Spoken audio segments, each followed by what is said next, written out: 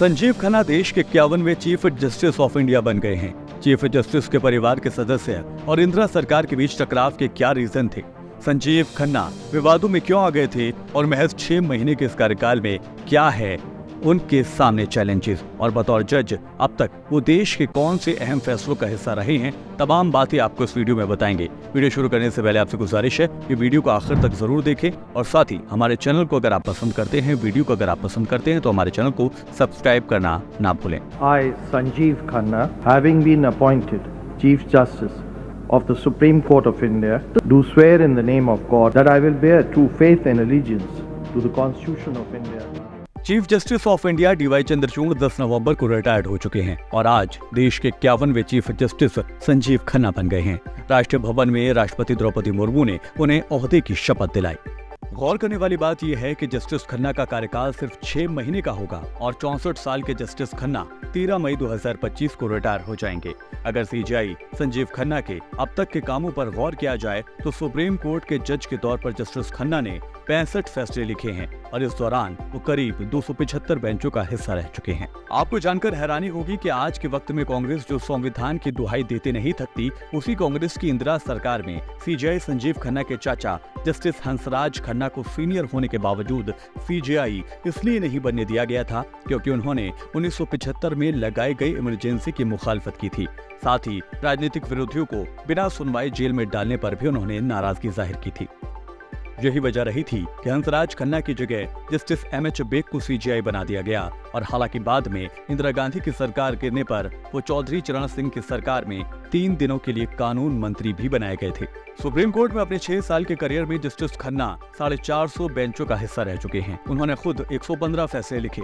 Article 370 electoral bond जैसे मुद्दों के अलावा इसी साल जुलाई में जस्टिस खन्ना और जस्टिस दीपांकर दत्ता की बेंच ने दिल्ली के पूर्व सीएम अरविंद केजरीवाल को जमानत दी थी। 8 नवंबर को एएमयू से जुड़े फैसले में जस्टिस खन्ना ने यूनिवर्सिटी को माइनॉरिटी स्टेटस दिए जाने की हिमायत भी की। नए सीजीआई ने देश के बड़े मुद्दों में से एक सेम सेक्स मैरिज केस से खुद को अलग कर लिया था। उन्होंने इसके पीछे पर्सनल रीजन का हवाला दिया था। जुलाई 2024 में समलैंगिक विवाह के मामले पर रिव्यू पिटीशन की सुनवाई के लिए 4 जजों की बेंच बनाई गई थी। जस्टिस खन्ना भी इसमें शामिल थे। सुनवाई से पहले ही जस्टिस खन्ना ने कहा कि उन्हें इस मामले से छूट दी जाए। हालांकि कानूनी भाषा में इसे खुद को केस से अलग करना कहा जाता है। जस्टिस खन्ना के अलग होने के चलते सुनवाई अगली बेंच के गठन तक टालनी पड़ी थी। देखा जाए तो सीजीआई संजीव खन्ना का ये कार्यकाल महज 6 महीने का रहेगा और इस छोटे से कार्यकाल में वो 5 बड़े मामलों की सुनवाई करेंगे। इस कार्यकाल में जस्टिस खन्ना को marital rape case, election commission के सदस्य के अपॉइंटमेंट के प्रोसेस, बिहार जातीय जनगणना की वैधता, सबरीमाला केस के रिव्यू, राजद्रोह यानी सेडिशन की संवैधानिकता जैसे कई बड़े मामलों की सुनवाई करनी है। संजीव खन्ना के अब तक के सफर की बात की जाए तो खन्ना ने कुछ ऐतिहासिक फैसले भी दिए हैं जिसमें के न्यायिक फलसफे का अंदाजा लगाया जा सकता है, जिसे कई जानकार हालांकि सरकार की हिमायत में खड़ा होना भी कहते हैं। दरअसल उन्होंने ईवीएम में डाले गए 100% वोटों का voter verified paper audit trail यानी वीवीपैट के साथ मिलान करने की मांग वाली अर्जी को खारिज कर दिया था। मौजूदा वक्त में वीवीपैट से सत्यापन किसी चुनावी क्षेत्र में बेतरतीबी से चुने गए 5 मतदान केंद्रों में ही किया जाता है। जस्टिस खन्ना की अगुवाई वाली सुप्रीम कोर्ट की बेंच ने दिल्ली के पूर्व सीएम अरविंद केजरीवाल को सबसे पहले लोकसभा चुनाव में प्रचार के लिए जमानत दी थी और बीते जुलाई में इस आधार पर उन्हें नियमित जमानत दी कि वो 90 दिनों तक पहले ही जेल में रह चुके हैं। जमानत देने के बाद अदालत ने मुख्यमंत्री के तौर पर काम करने की उनकी सीमाएं निर्धारित कर दी थी, जिसके बाद उन्होंने अपनी जिम्मेदारियों से यानी कि अपने ओहदे से इस्तीफा दे दिया था। 2 दिन के बाद, आज से 2 दिन के बाद मैं सीएम की कुर्सी से इस्तीफा देने जा रहा हूं और मैं तब तक सीएम की कुर्सी पे नहीं बैठूंगा जब तक जनता अपना फैसला ना सुना दे। उन्होंने संविधान के आर्टिकल 370 को रद्द करने के फैसले को बरकरार रखने पर सहमति दी थी, जिसके तहत तत्कालीन जम्मू और कश्मीर राज्य को विशेष राज्य का दर्जा हासिल था। उन्होंने दलील दी थी, यानी जस्टिस खन्ना ने दलील दी थी कि विशेष दर्जे को रद्द किया जाना संघीय ढांचे का उल्लंघन नहीं है, क्योंकि जम्मू कश्मीर में रहने वाले नागरिकों को वही दर्जा और अधिकार हासिल होगा जो देश के बाकी हिस्सों में रहने वाले नागरिकों को होता है। उन्होंने अपने साथी जजों यानी सीजीआई डीवाई चंद्रचूड़ और जस्टिस संजय किशन कौल के साथ सरकार के इस बयान को रिकॉर्ड पर लेने की सहमति दी थी कि वो जम्मू और कश्मीर के केंद्र शासित प्रदेश के राज्य का दर्जा बहाल करेगी। लद्दाख को केंद्र शासित प्रदेश बनाए जाने के फैसले को भी बरकरार रखा गया।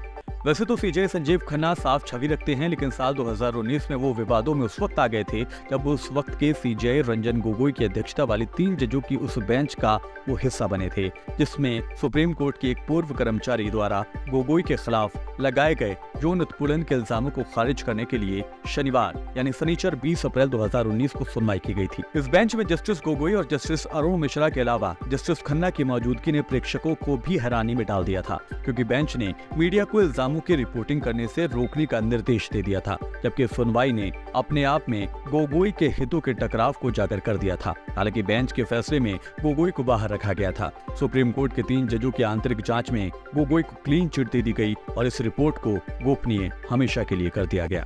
इसके दौरान अपने कार्यकाल से समाप्त होने पर सीजेआई डीवाई चंद्रचूड़ ने जस्टिस खन्ना की उनके उच्च निष्पक्षता और शांत रहने की क्षमता और कोर्ट की गर्मा गर्म बहस के दरमियान भी मुस्कुराते रहने और साथ ही सीजेआई के दफ्तर में समृद्ध अनुभव जोड़ने के लिए खुले तौर पर उनकी तारीफ की। और एक जजों के परिवार से आने की वजह से संजीव खन्ना का काफी एहतराम किया जाता है। हम भी चीफ जस्टिस ऑफ इंडिया बने संजीव खन्ना से उम्मीद करते हैं कि बतौर सीजेआई वो अपनी जिम्मेदारियों का ईमानदारी से निर्वहन करेंगे और देश के अहम फैसलों में वो एक इंसाफ पसंद सीजेआई बनकर उभरेंगे। फिलहाल इस वीडियो में मेरे साथ इतना ही। वीडियो अगर पसंद आया हो तो लाइक करें और हमारे चैनल को सब्सक्राइब करना ना भूलें।